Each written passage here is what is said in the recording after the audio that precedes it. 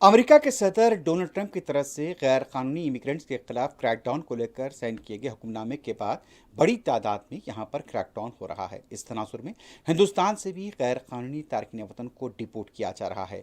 इससे पहले भी जिस तरह से दो जत्थे पहुंच चुके थे और गुज़िश्ता रात अमृतसर एयरपोर्ट मजीद यहां पर बताया जाता है कि 112 मुसाफिरीन हैदराबाद आए, यानी कि जिस तरह से अमृतसर पहुंचे। तैयारा इतवार यानी 16 फरवरी की रात 10:09 पर हवाई अड्डे पर उतरा।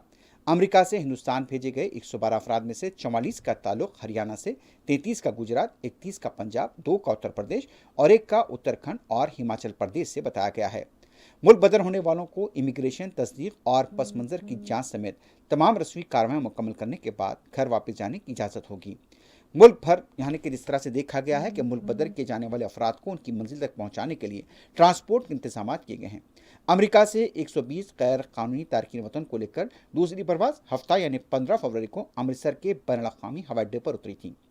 यह बताया जा रहा है कि जिस तरह से इन गैर कानूनी तारकिन वतन को अमृतसर लाया जा रहा है, इसको लेकर अपोजिशन मुसलसल वजारत खारजा और मोदी हुकूमत को तनकीदों का निशाना बनाया जा रहा है।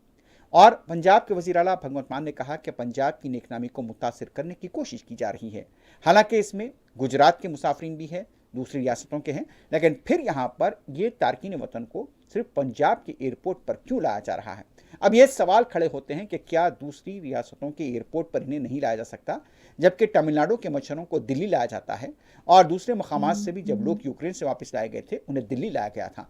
तो फिर यहाँ पर इन मुसाफिरीन को अमृतसर क्यों लाया जा रहा है, ये एक सवाल अपोजिशन की तरफ से किया जा रहा है।